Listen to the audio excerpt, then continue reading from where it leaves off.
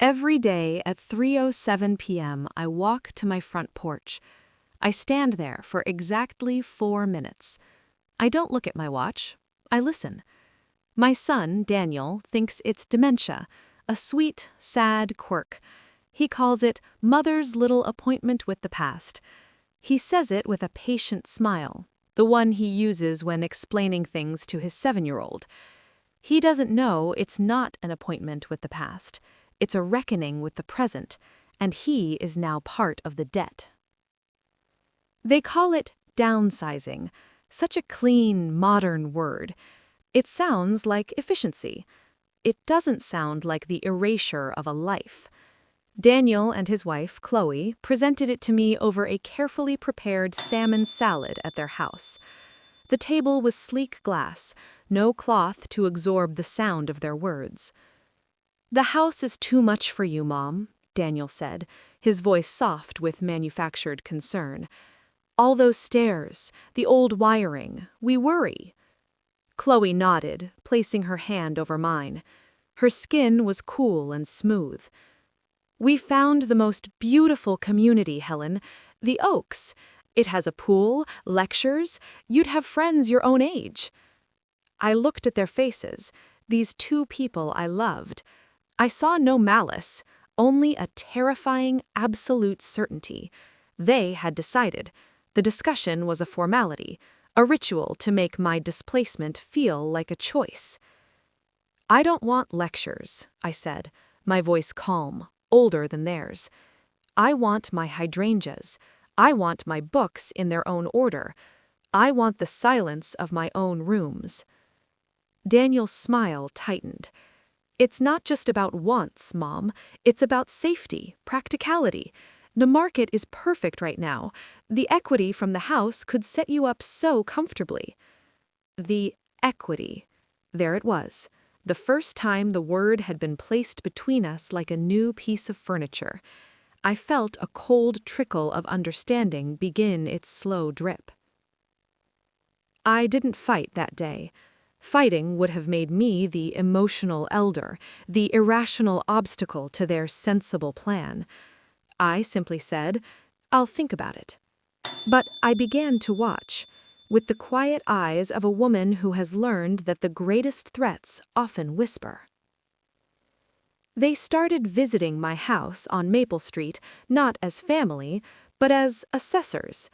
Chloe would admire the beautiful bones while tapping the wall for dry rot. Daniel would check the water pressure in the sink and frown. They brought a realtor friend one Saturday, a woman with sharp heels and a sharper smile, who called my home a diamond in the rough and talked about open concept potential.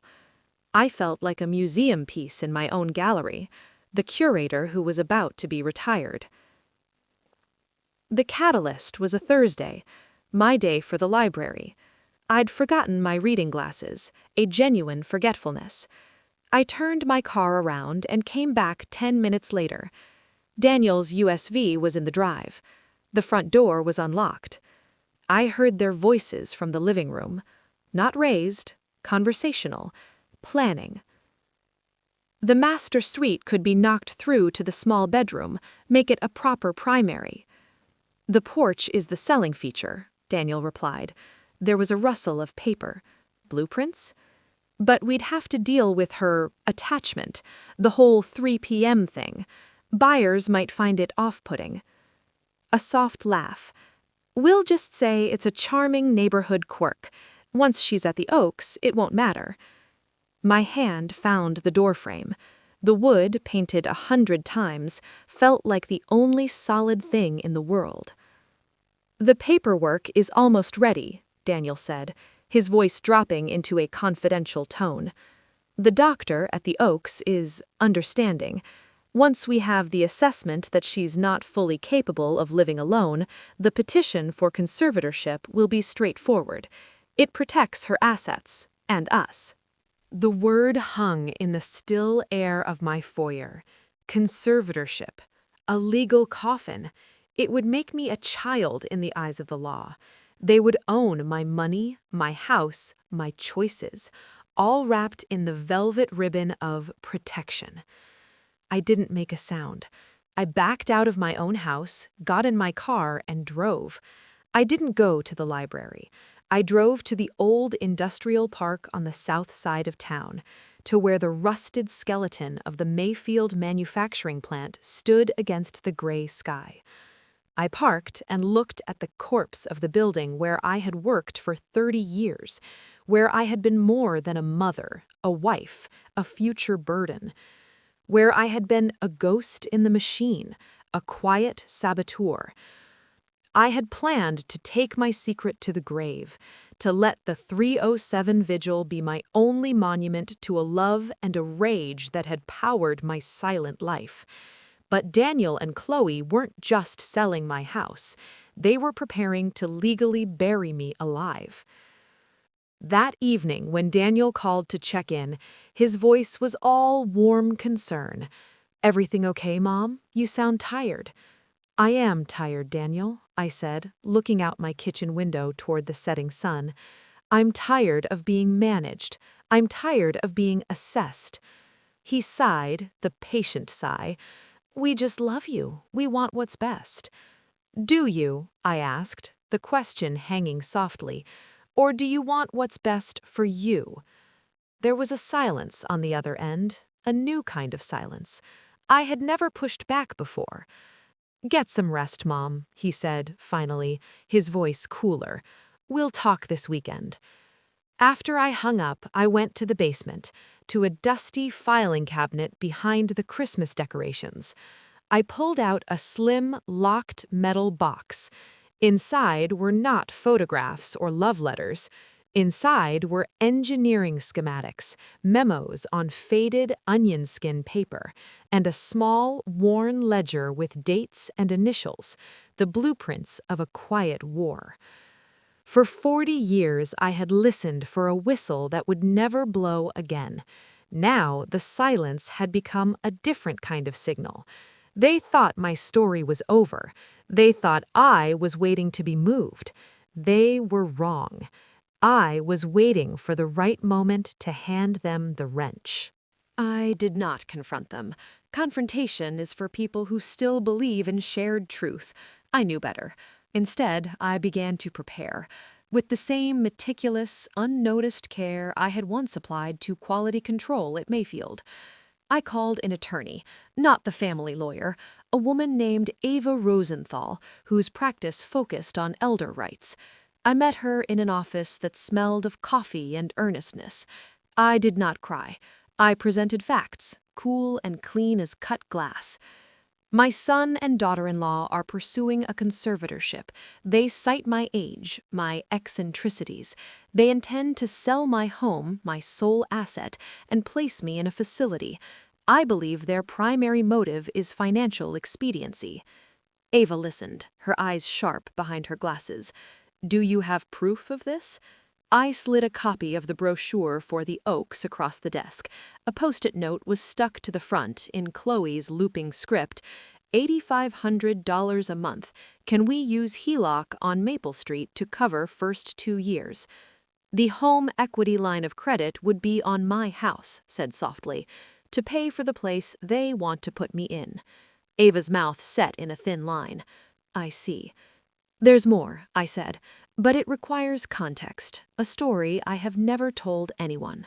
That night, Daniel came over unannounced. He carried a folder. His face was a careful mask of calm. "Mom, we need to talk seriously. Chloe and we're just so worried. Dr. Evans at the Oaks can do an evaluation for our peace of mind." I was sitting in my armchair by the fireplace. The metal box was on the floor beside me, hidden by the afghan my own mother had crocheted. "An evaluation for what, Daniel? My competency or my compliance?" He flinched. "That's not fair." "The whistle at Mayfield stopped blowing in 1983, I said, my gaze not on him but on the empty fireplace. "Did you know that?" He blinked, thrown by the non sequitur. "What? Mom, what does that have to do with—" "Everything." I looked at him then. My son, the boy I had read to in this very room, The man who now held a folder that aimed to strip me of my personhood. You've always wondered about my little appointment. It's time you understood. It's not the whistle I'm listening for. It's the moment it fell silent. I told him, not all of it, but the heart of it. In 1983, I was 32. I worked in the administrative office at Mayfield. I was in love with a man named Samuel Carter. He was an engineer, a kind man, a fixer. He'd found a flaw in the hydraulic press on line B, a systemic flaw in the safety valve. It would fail under sustained pressure. He filed reports, he warned management. They ignored him. The fix would cost money, slow production. They called him an alarmist.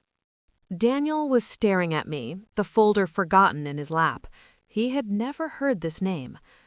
On October 17th, at 3:07 p.m., I was bringing a work order to the floor. I saw Sam by the press. He was doing one last check. He saw me. He smiled.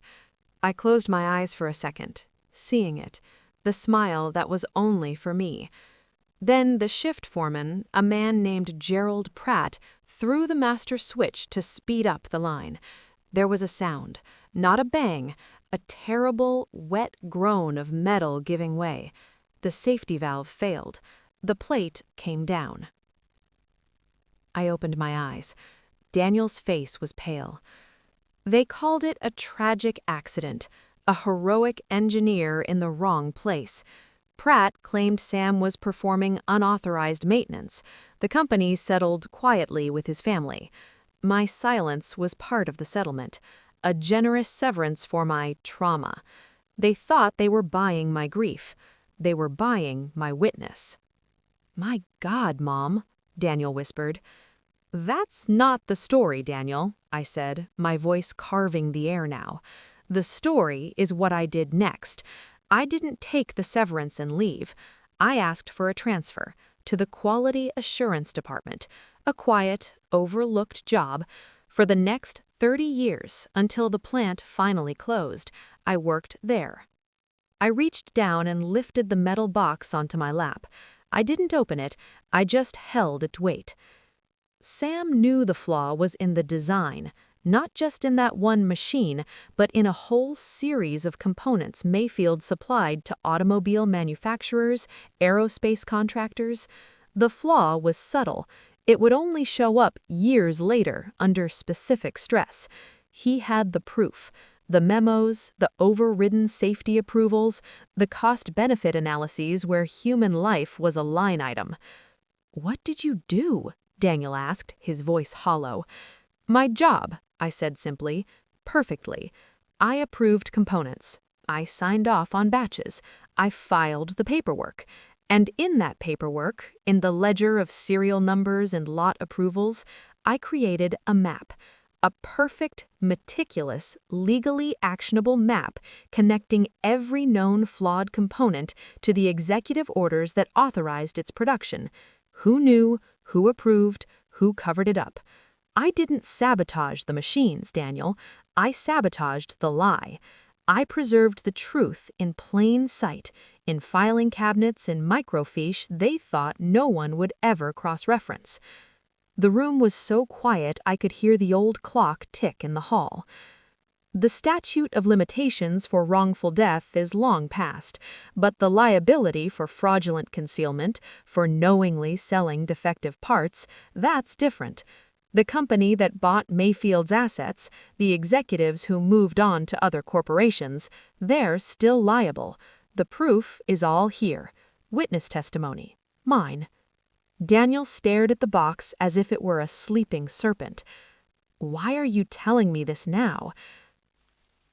"Because you and Chloe aren't the first to try to silence me and take what's mine. You're just the ones who break my heart. Gerald Pratt, the foreman, he got a promotion. He died in a Gulf community in Florida. The CEO who signed off on the cost-benefit analysis died on his yacht, but the company that profited lives on. And my testimony, this evidence, it's worth a great deal to the people they defrauded, to the families who lost people in unexplained mechanical failures years later."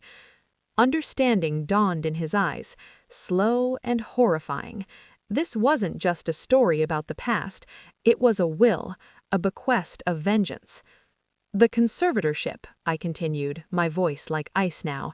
If you succeed, you would control this box. You would control this story. You could bury it to avoid the scandal or the stress on me. You could trade it for a settlement to fund your life while you warehouse me at the Oaks. That is what you are trying to do, whether you see it that way or not. You are trying to become the new management, silencing the whistleblower.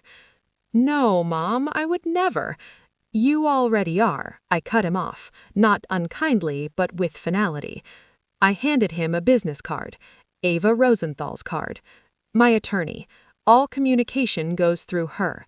The petition for conservatorship will be fought, and it will be ugly, because I will not let you erase me, Daniel, not for a bigger house, not for your peace of mind. He left that night a different man, the folder abandoned on the side table, the mask of benevolent concern shattered, revealing the frightened, greedy child beneath. I sat alone as the dark settled. I wasn't waiting for a whistle anymore. I was the whistle, and I was just beginning to sound. The war was silent, and it was fought in paperwork.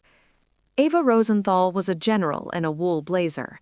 The petition for conservatorship was met with a blistering countermotion, citing financial coercion and attaching Chloe's note about the HELOC. We offered a simple, brutal alternative, a voluntary, irrevocable trust. I would be the sole grantor and beneficiary. An independent trustee, a bank, would manage the assets if I became incapacitated. Not Daniel. Never Daniel. He fought it, of course, through his lawyer. Words like ungrateful and manipulative were used. They claimed my paranoid narrative about the factory proved my instability. In response, Ava filed a motion to admit evidence, the metal box. We didn't open it in court. We simply described its contents under oath. The name of the large, still extant defense contractor that had purchased Mayfield's assets was mentioned. The potential scope of liability was hinted at. The silence from Daniel's side of the courtroom was deafening. They dropped the petition the next day. The scandal of a mother fighting her son was one thing. The scandal of being tied to a multi-million-dollar industrial fraud case, of having their financial motives exposed in that light, was something else entirely. The local paper had already gotten a whisper. They wanted it to go away. There was no dramatic reconciliation, no tearful apology. There was a stiff, legal peace. Daniel and Chloe sold their dream edition and took a vacation to Hawaii instead. We speak on the phone, briefly, on Sundays. The conversations are like careful walks on frozen pond ice. We both know what lies beneath. I did not destroy him with my secret. I simply made it too expensive for him to destroy me. With the legal threat gone, I was left with the box, with the truth. I had wielded it as a shield. Now I had to decide what it was for. I contacted a firm that specialized in corporate whistleblower cases. I did not want money, I made that clear. I wanted designation.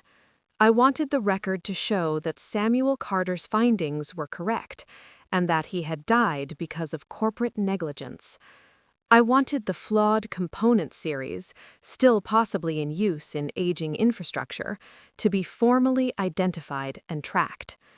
The process was slow. It is still ongoing. Lawyers for the successor company are polite, oily. They talk about legacy issues and goodwill gestures. They offer a charitable donation in Sam's name. I refuse. I am not a charity case. I am a witness. My victory was not in their concession. It was in my posture. I sat across from them, an old woman with a meticulous file, and I was the most powerful person in the room, because I had nothing left they could take. They couldn't frighten me with loss. I had already faced the loss of my son's regard, and found it was a price I could pay to keep myself. One afternoon last week, at 3:07, I did not go to the porch. I went to the garden. I planted a dogwood tree. It will have white flowers in the spring, a different kind of memorial. Daniel drove by while I was planting. He slowed his car, then drove on. He didn't stop. I didn't look up. The trowel in my hand felt solid, real. It was making something new. Ava helped me rewrite my will. The house, my savings, the potential, though unlikely, proceeds from any future action regarding the Mayfield evidence will go to a trust for the education of women in mechanical engineering, a quiet scholarship in a forgotten name. It is not revenge. It is redirection, taking the energy of that old, cold rage and turning it into light for someone else. My days are my own now. The silence in my house is no longer an anticipation or a mourning. It is a presence, my own. I read the books I want. I let the hydrangeas grow wild. The fear is gone. They showed me the worst thing they could do, and I learned I could survive it. There is an immense freedom on the other side of that knowledge. Sometimes, in the deep quiet of the night, I think of Sam, not with the sharp grief of the young woman on the factory floor, but with the steady warmth of a companion remembered. His fight was loud and brave and cut short. Mine was quiet and patient and long. They were the same fight. My son believed my story was a small, sad tale of a woman clinging to a sound. He was wrong. My story was about a woman who heard a silence so profound it became her compass. For 40 years, it guided a secret, steadfast mission. And when the time came, that same silence gave her the strength to say no to a newer, sweeter kind of betrayal. The factory is gone. The whistle is silent. The men who made the choices are mostly dust. But I am still here, and I am finally, completely free. The whistle wasn't a call to remember. It was a call to listen. And when you truly listen to a silence, you learn the most important sound of all is the sound of your own heart, beating on, undefeated. You learn that the quietest life can hold the loudest truth. And that is enough. It is more than enough.